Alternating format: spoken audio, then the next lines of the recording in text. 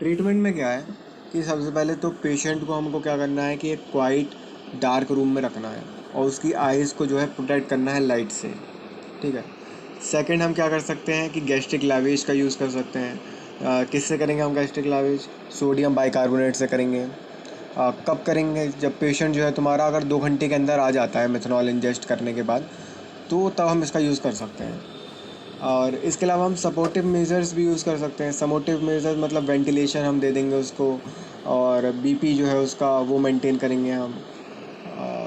अगला क्या है, एसिडोसिस जो है अगर हो रही है तो उसको मेंटेन करना है, तो सोडियम बाइकार्बोनेट उसके लिए हम यूज़ करेंगे। तो देखो गैस्ट्रिक लैवेज में भी हमने सोडियम बाइकार्बोनेट दिया था और यहाँ पर भी हम सोडियम बाइकार्बोनेट दे रहे हैं। ठीक है। किस तरीके से देंगे? यहाँ पर हम तुम्हारा आईवी देंगे, इन्फ्यूज़न कराएंगे उसका। ठीक है। तो एसिडोसिस अगर हम कॉम्बैट कर लेते हैं तो ये बहुत ही इंपॉर्टेंट मेजर होता है तुम्हारा, क्योंकि इससे हम तुम्हारा रेटिनल डैमेज जो है उसको हम प्रिवेंट कर सकते हैं, और बाकी जो तुम्हारे सिम्टम्स हैं उनको भी हम तुम्हारे प्रिवेंट कर सकते हैं। तो एसिडोसिस वाले पॉइंट की बात कर ली। अगला है तुम्हारा हाइपोकैलेमिया अगर हो रहा है, पोटेशियम अगर कम हो रहा है। क्यों कम हो रहा होगा पोटेशियम? क्योंकि हमने एल्कली थेरेपी यूज़ की। एल्कली थेरेपी, एसिडोसिस में हमने सोडियम बाइकार्बोनेट दिया ना, तो वो एल्कली थेरेपी हुई। तो इस एल्कली थेरेपी के कारण तुम्हारा हाइपोकैलेमिया वगैरह हो रहा है, और उसको अगर हमें सही करना है तो हम पोटेशियम क्लोराइड देंगे, KCl है ना, पोटेशियम क्लोराइड देंगे। अगला है एथेनॉल हम दे सकते हैं, क्योंकि हम जानते हैं कि एथेनॉल जो है तुम्हारा वो अल्कोहल डिहाइड्रोजनेस के साथ, अल्कोहल डिहाइड्रोजनेस तुम्हारा क्या करता है, वो मेटाबॉलिज्म कराता है मिथनॉल का। तो वहाँ पर एक अल्कोहल डिहाइड्रोजनेस जो है मिथनॉल से compete करेगा एथेनॉल डिहाइड्रोजनेस के लिए। और हम जानते हैं कि एल्थेनॉल जो है प्रेफरेंशियली मेटाबोलाइज होता है अल्कोहल डिहाइड्रोजनेस के द्वारा। तो मेथनॉल का मेटाबॉलिज्म हो नहीं पाएगा, टॉक्सिक प्रोडक्ट बन नहीं पाएंगे। तो रेट ऑफ जनरेशन जो है तुम्हारे टॉक्सिक प्रोडक्ट्स की, जो फॉर्मेल्डिहाइड और फॉर्मिक एसिड है, वो तुम्हारा रिड्यूस हो जाएगा।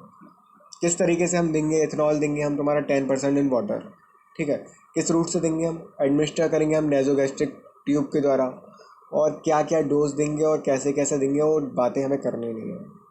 फार्माकोकाइनेटिक्स जो है अल्कोहल का चेंज हो जाता है टाइम के साथ, तो यह है कि मेंटेन करना बहुत दिक्कत वाली बात हो जाती है, और एक uniform blood alcohol concentration maintain करना बहुत डिफिकल्ट हो जाता है।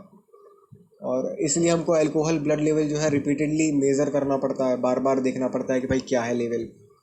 और जो तुम्हारा एंजाइम सेचुरेशन जब हो जाता है एथेनॉल के द्वारा, तो वो भी तुम्हारा एक इंटॉक्सिकेशन प्रोड्यूस करा देता है, हाइपोग्लाइसीमिया प्रोड्यूस करा देता है। इसलिए इथेनॉल का यूज़ करना काफ़ी ट्रिकी हो जाता है, और कई दिनों तक हमको ये ट्रीटमेंट चलाना पड़ता है ना। तो इस ये कुल मिलाकर के बहुत ट्रिकी चीज़ हो जाती है, कई सारी चीज़ें देखनी पड़ जाती हैं इसमें। अगला है कि हीमोडायलिसिस हम करा सकते हैं, जिसमें यह है कि मेथनॉल तुम्हारे और टॉक्सिक मेटाबोलाइट्स जो है वो उनको हम तुम्हारा क्लियर करा दें, और तुम्हारी रिकवरी जो है वो जल्दी हो जाएगी। तो ये एक हो गया। अब सबसे इंपॉर्टेंट जिसमें तुम्हारा क्वेश्चन आया हुआ है वो है कि फोमेपाइजोल का हम किस तरीके से यूज़ करेंगे। तो फोमेपाइजोल को और क्या बोलते हैं? 4 मिथाइल पायराजोल बोलते हैं। मैकेनिज्म ऑफ एक्शन क्या है? वही है कि अल्कोहल डिहाइड्रोजनेस को स्पेसिफिकली इनहिबिट करता है। ये जो है स्पेसिफिक इनहिबिटर है अल्कोहल डिहाइड्रोजनेस का, और इसलिए ये तुम्हारा ड्रग ऑफ चॉइस है मेथनॉल पॉइजनिंग में।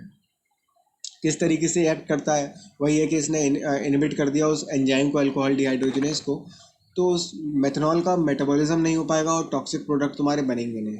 ठीक है। अब यहाँ पर जो डोज़ है वो हमें बतानी पड़ेगी, क्योंकि टॉपिक ही ये इम्पोर्टेंट है। तो ये है कि लोडिंग डोज जो है हम तुम्हारी वो 15 mg/kg देते हैं। आईवी रूट देते हैं, इन्फ्यूज़न करते हैं। ये तो 30 मिनट तक करते हैं हम तुम्हारा। फिर इसके बाद 12 घंटे तक हम तुम्हारा क्या देते हैं, 10 mg/kg। तो शुरुआत के 30 मिनट में हमने कैसा दिया था, 15 mg/kg, और फिर बाद में 12 घंटे तक हम 10 mg/kg दे रहे हैं। और तब तक हम ये करते रहेंगे जब तक तुम्हारा मेथनॉल का लेवल जो है वो 20 mg/dl तक ना आ जाए। तो ये जो है तुम्हारा काफ़ी इफ़ेक्टिव मेथड है, सेफ़ मेथड है, और कई सारे इसके एडवांटेज हैं इन कंपैरिजन टू द उस मेथड जहाँ पे हम एथेनॉल यूज़ कर रहे थे। ठीक है। क्योंकि इसका लॉन्गर टी हाफ भी है, और इनएबिलिटिंग एक्शंस वगैरह इसके नहीं है, और रेगुलेट भी हम इसको कर सकते हैं काफ़ी। तो ये सारी बातें हैं। मार्केट में ये एंटीजोल के नाम से मिलता है और इंडिया में ये मिलता नहीं है। कुछ एडवर्स इफेक्ट भी हमको यहाँ पर देखने को मिलेंगे कि जैसे जिस लिम्ब में हमने इसको इन्फ्यूज़ किया वहाँ पे बर्निंग पेन देखने को मिल सकता है, नोज़िया देखने को मिल सकता है, हेडेक देखने को मिल सकता है, टेस्ट में डिस्टर्बेंस देखने को मिल सकता है और हाइपोटेंशन, बीपी में तुम्हारा गिरावट देखने को मिल सकती है। तो ये बातें इंपॉर्टेंट बात निपट गई। एक और पॉइंट है तुम्हारा कि फोलेट थेरेपी हम यूज़ कर सकते हैं। फोलेट थेरेपी में तुम्हारा ये है कि कैल्शियम ल्यूकोवोरेन का हम यूज़ करेंगे, ठीक है। तो ये तुम्हारा फॉर्मेट का जो लेवल है उसको रिड्यूस करेगा, क्योंकि हम जानते हैं इसका मेटाबॉलिज्म जो है वो तुम्हारा फोलेट डिपेंडेंट है। तो तुम्हारा ऑक्सीडेशन जो है फॉर्मेट का वो तुम्हारा फोलेट का वो तुम्हारा इंक्रीज हो जाएगा और वही सब बातें होने लगेंगी और तुम्हारा टॉक्सिक प्रोडक्ट जो है वो कम हो जाएंगे, तो ये तुम्हारा पूरा ख़त्म हुआ।